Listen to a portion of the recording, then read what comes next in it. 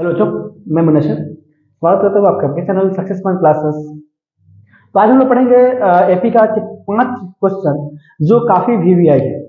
मतलब कि एग्जाम के पॉइंट ऑफ व्यू से सारे क्वेश्चन जो है ना, ये पांचों के पांचों अपने आप में अलग है। और एक ये मतलब इस तरीके से क्वेश्चन एग्जाम में बहुत बार पूछे जाते हैं और कहीं ना कहीं मैं एग्जाम से ही इसको निकाला हूँ, प्रीवियस ईयर से मैं इस क्वेश्चन को निकाला हूँ। तो मैं आप लोगों से बोलूंगा कि ये लास्ट तक देखिएगा, 5 क्वेश्चन बहुत ही अच्छा लगेगा आपको। हो सकता है पूरा कोशिश करूंगा कि आपको इससे बहुत ज्यादा हेल्प मिले। तो चलिए स्टार्ट करते हैं। क्वेश्चन को क्या कर रहा है, कह रहा है कि समांतर श्रेणी 25, 20, 15 का कौन सा पद ऋणात्मक होगा। क्वेश्चन को बेसिक से समझिएगा, मैं समझाने की कोशिश कर रहा हूं। क्या कह रहा है कि कौन सा पद ऋणात्मक होगा। तो सबसे पहले क्वेश्चन को आप यहां नोट डाउन कीजिए। क्या कह रहा है, क्वेश्चन कह रहा है 25, 20, 15। इसके बाद अगर जाते जाए तो क्या आएगा, 10 आएगा, उसके बाद 5 आएगा, उसके बाद 0 आएगा, उसके बाद क्या आएगा, माइनस का पॉइंट आएगा। सिंपल सी बात है। तो एक तो तरीका हमारा ये है कि हम इसको गिन करके काउंट करके निकाल लें, पहला, दूसरा, तीसरा, चौथा, पांचवा, छठा, सातवां। एक तो तरीका ये है, सातवां निकाल लें, यानी हमारा आंसर सातवां हो जाएगा इस तरीके से। या फिर दूसरा तरीका हमारा ये होता है कि हमने पढ़ा है कि ए एन बराबर A plus N minus 1 into D होता है। ठीक है, 1 इंटू डी पढ़ लो, या फिर इसका एक और फॉर्मूला हम लोगों ने जाना है कि यहाँ पे ए एन, ए एन नहीं होगा, ठीक है। चलिए, तो यहाँ पे देखिएगा कह रहा है कि कौन सा पद ऋणात्मक होगा, यानी 0 के बाद क्या आएगा, 5 आएगा, क्योंकि 5 5 घटते आ रहा है। यहाँ से देखिएगा, यहाँ भी 5 घटा हुआ है, यहाँ भी 5 घटा हुआ है, इसके बाद 5 घटेगा, तो यानी कि 5 का डिफरेंट है, यानी कि 5 5 ही कम हो रहा है। बात समझ रहे ना। तो 5 5 कम हो रहा है, तो 0 के जब 0 होगा, 0 के बाद फिर 5 घटेगा, तो माइनस का 5 हमारा आ जाएगा, यानी लास्ट नंबर क्या होगा, माइनस का 5 होगा। ठीक है, चलिए ले लिया हमने। ए का वैल्यू क्या होगा, यहाँ पे देखिए तो 25 होगा। पहला नंबर क्या होता है, 25 ए होता है। उसके बाद क्या होगा, एन। एन तो आपको पता ही नहीं है कि एन कितना होगा, एन ही तो पूछ रहा है आपसे। डी का वैल्यू कितना होगा, देखिए तो यहाँ से घट कितना रहा है, 5 5 घट रहा है। जैसे देखिएगा हम लोगों ने पढ़ा था कि a2 माइनस a1, यहाँ देखिएगा d बराबर क्या पढ़ते हैं, a2 माइनस a1। देखिएगा a2 की जगह पर कितना है, 20 है, a1 की जगह पर 25 है, तो घटेगा तो क्या आएगा, माइनस का 5 आएगा, नहीं आएगा। डी का वैल्यू कितना आ गया, माइनस का 5। ठीक, तो ये छोटा सा नंबर था, तो आपने बहुत आसानी से काउंट करके लिख लीजिएगा।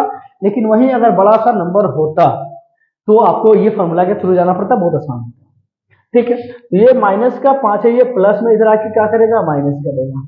ये n माइनस 1, ठीक है, माइनस का 5 हो जाता है।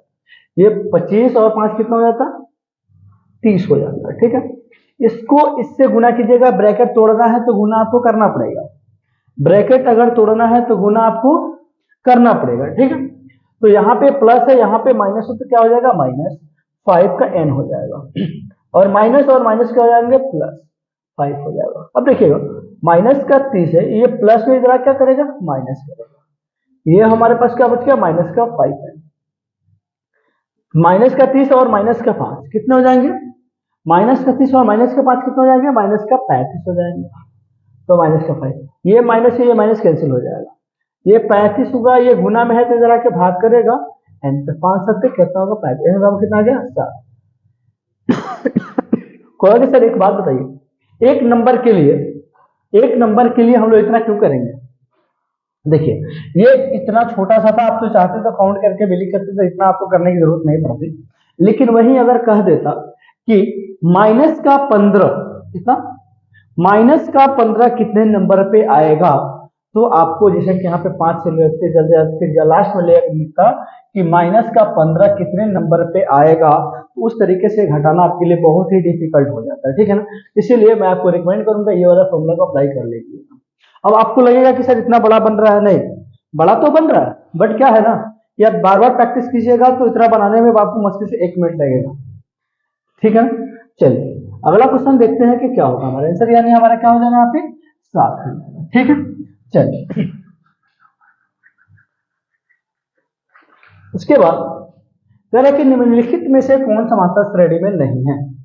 क्या कह रहे, निम्नलिखित में से कौन समांतर श्रेणी में नहीं है, तो नहीं है और है, दोनों में कुछ तो डिफरेंट होगा कि क्यों, या कि इसके अंदर इसमें और क्या है, इसमें जो भी ऑप्शन है उसमें तो कुछ होगा, इसके लिए वो एपी है तो मतलब श्रेणी है, कुछ इसमें जो नहीं है उसमें कुछ अंतर होगा। तो दोनों को चेक करते हैं कि कौन है कौन नहीं है, और है तो क्यों है और नहीं है तो क्यों नहीं है। इस चीज को हम लोग कोशिश करेंगे समझने की, ठीक है। तो एपी का मतलब सबसे पहले होता है कि समांतर श्रेणी का मतलब थोड़ा सा आप समझ लीजिए। समांतर श्रेणी का मतलब, तो समांतर का मतलब होता है समान अंतर। क्या होता है? समान अंतर। यानी कि कोई भी सीरीज दिया है ना, उसमें क्या अंतर होना चाहिए? समान अंतर होना चाहिए। देखिएगा यहाँ पे कैसे होता है, ज्यादा डिप में नहीं जाएंगे बट बता रहा आपको। ए है, यहाँ पे ए में क्या ऐड हुआ है? ए गुडी ऐड हुआ है, ठीक है। उसके बाद क्या कर रहा है कि ए के बाद फिर यहाँ पे 2d ऐड हुआ, यानी कि ए बराबर डी पहले से था, इसमें एक और डी ऐड हुआ, पहले यहाँ पे ऐड हुआ, फिर यहाँ पे 2 डी ऐड हुआ, फिर ए प्लस का दिया है 3d दिया है, यानी कि डी डी और डी, यानी कि यहाँ पे 3 डी ऐड हुआ है। पहले ए अकेले था, फिर 2 डी ऐड हुआ, फिर यहाँ पे 3 डी ऐड हुआ, यानी कि बढ़ रहा है, कंटिन्यू बढ़ रहा है। चलिए, तो यानी कि ये बढ़ रहा है ना, सीरीज में बढ़ रहा है, समझ रहे हैं आप लोग। तो देखिए यहाँ पे एगो डी बढ़ा, फिर यहाँ पे एगो डी बढ़ा, फिर यहाँ पे अब कहोगे सर यहाँ पे 2 को बढ़ गया, यहाँ पे 3 को बढ़ गया, नहीं, वो एक ही बढ़ रहा है। देखो कैसे, यहाँ पे 1 था, फिर 1 प्लस डी हो गया, 1 डी बढ़ा। अब इसमें अगर तुम एक और डी ऐड करते हो तो अब ना जाके ये बनता है ए प्लस 2d, तो बढ़ा कितना? एक गुना डी बढ़ा। फिर कहोगे सर ये तो बड़े ये हो गया, फिर a प्लस 2d है, इसमें एक और डी ऐड करोगे तो अपना जाके a प्लस 3d होगा। मतलब क्या, एक एक डी इंक्रीमेंट हो रहा है, तो ये एपी तो है, यानी कि समान अंतर जा रहा है। चलिए, अब दूसरी चीज इसको चेक कर लेते हैं कि ये कैसे है। बहुत देखो, इसमें आंसर हमको पता है कि कौन सा आंसर होगा, लेकिन मैं आपको एक एक करके चेक करके बता रहा हूँ। हो सकता है कि आपको थोड़ा सा लंबा वीडियो हो जाए, बट आपको मैं एक एक करके इसलिए बता रहा हूँ कि इस टाइप का और भी क्वेश्चन आपके सामने आए तो आप उसको बना सकें, ठीक है। चलिए, तो यहाँ पे देखोगे बच्चा कि यहाँ पे अंडर रूट क्या दिया है? तो अकेला है। यहाँ पे 8 दिया है, यहाँ पे 8 दिया है, तो 8 को हम ऐसे तोड़ सकते हैं ना, अंडर रूट 4 गुने 2, 4 के बदले क्या निकल जाएगा? बाहर निकल जाएगा 2, क्या हो जाएगा हमारा? 2। अब कहोगे 4 के बदले 2 क्यों निकलेगा सर? देखो मैं बता रहा हूँ, 4 को ऐसे तोड़ते हो तो 2 गुने 2 गुने 2 हो जाएगा, 8 का वैल्यू इतना होता है। तो जब भी रूट के अंदर 2 पेयर मिल जाते हैं उसको बाहर निकाल दिया जाता है। ये दोनों बाहर निकल गए एक बन के, और ये आ गए यहाँ। तो देखोगे पहले अकेला था, फिर अब 2 हो गया। उसके बाद देखोगे 18 लिखा हुआ है, 18 को 9 गुना 18 लिख सकते हैं, इसके हिसाब से आप समझ गए होंगे। 8 9 जो है ना 3 बन के निकलेगा, क्या बन के निकलेगा? 3, क्योंकि देखो 3 गुने 2 होगा, तो 3 के बदले क्या निकलेगा? 3 और रूट, यानी कि पहले अकेला था यहाँ पे, अब 2 हो गया, उसके बाद क्या हो गया? 3 को रूट 2 हो गया, यानी कि बढ़ रहा है, यानी कि ये भी एपी है। आप पूछ क्या रहा है? एपी नहीं पूछ रहा है। यहां देखोगे एक चीज कि ये क्या कह रहा है, एक अंडर 0.3, फिर यहाँ पे कहोगे 0.33। अब कहोगे सर यहाँ पे भी एक 3 बढ़ रहा है, नहीं, यहाँ पे एक 3 नहीं बढ़ रहा है।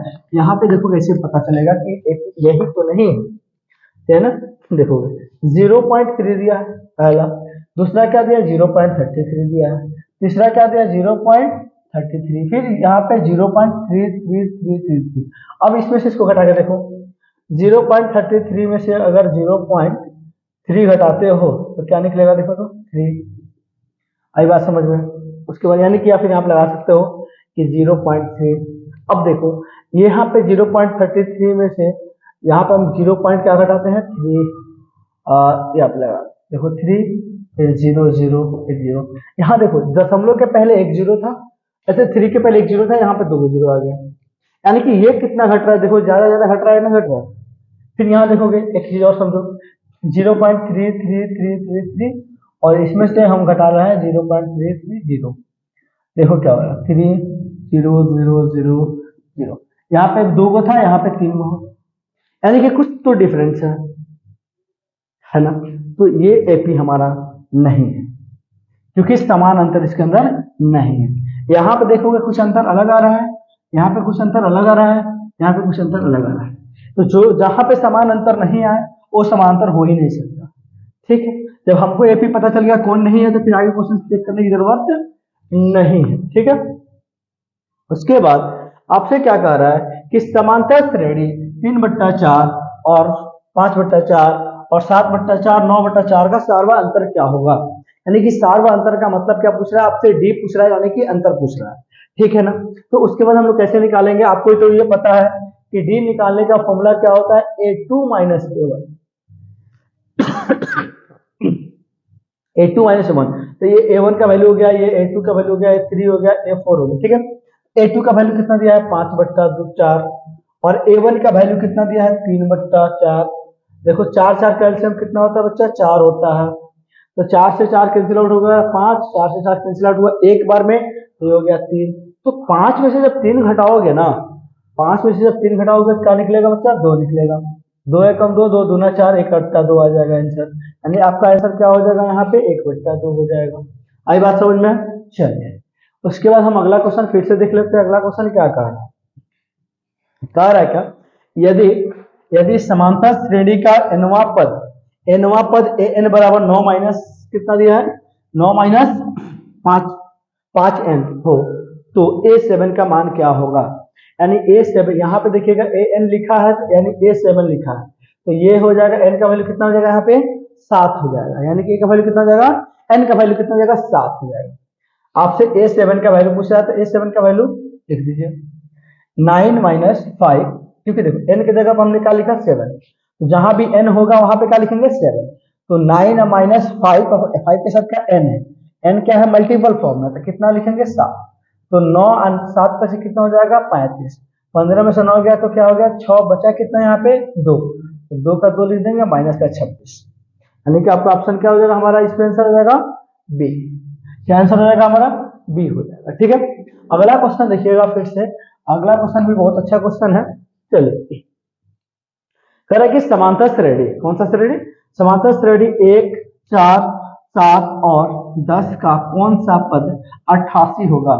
यानी कि कौन सा पद पूछ रहा है ना, तो यानी कि आपसे क्या पूछ रहा है, n का वैल्यू पूछ रहा है। क्या पूछ रहा है, n का वैल्यू पूछ रहा है, और जो दिया है वो क्या दिया है, an का वैल्यू दिया है, ठीक है। ओके, अब देखिएगा हम लोग क्या करेंगे, हमारा फॉर्मूला क्या होता है, an बराबर a plus n minus 1 into D हो जाता है। क्या हो जाता है, an बराबर a plus n minus 1 into D हो जाता है, ठीक है। तो an का वैल्यू देखिएगा कितना दिया है क्वेश्चन में, 88 दे दिया है। a का वैल्यू कितना दिया है, 1 दे दिया है, चलिए कोई बात नहीं है। n का वैल्यू तो आपको पता ही नहीं है, आपसे n तो पूछा जा रहा है, n माइनस 1 हो गया। आप कहोगे सर डी का वैल्यू किससे कैसे निकालेंगे, तो a2 माइनस a1। डी बराबर आपको पता है ना, डी बराबर क्या होता है, डी बराबर होता है a2 माइनस a1। a2 का वैल्यू कितनी है 4 और a1 का वैल्यू 1, यानी कितना आ गया 3, यानी डी का वैल्यू कितना आ गया 3। इसको भी निकालोगे तो 3 आएगा, देखो इसमें भी 3 बढ़ा है, फिर इसमें भी 3 बढ़ा है, बढ़ रहा है नहीं बढ़ रहा है, सब में वही आएगा, कोई दिक्कत नहीं। चलो अब यहाँ पे हमने लिखा 88, ये प्लस में इधर आके माइनस करेगा n, इसको भी तोड़ देते हैं। चलो n 3 को n से गुना करोगे तो कितना हो जाएगा 3n हो जाएगा, ओके। और यहाँ पे 3 को n से गुना किया कितना हो जाएगा 3। 7 8 में से 1 गया तो क्या बचेगा 7, कितना हो गया 87। ये माइनस में है तो इधर क्या करेगा प्लस करेगा। 87 और 3 कितना होता है बच्चा 90 होता है। इधर गुना में है तो इधर आके क्या करेगा भाग करेगा, 3 3 का 9, 0 आ गया, n बराबर कितना आ गया 30 आ गया, ठीक है। n बराबर क्या आ गया 30 आ गया, ठीक है। तो चलो अच्छा, आप आई होप कि आपको ये बातें समझ में आई होगी। तो मैं आप लोगों से बोलना चाहूंगा कि डेली हर एक चैप्टर का मैं रिवीजन करा रहा हूँ, ठीक है। तो आप लोग उसको देखिए, मैं पूरा प्रयास करूंगा कि आपको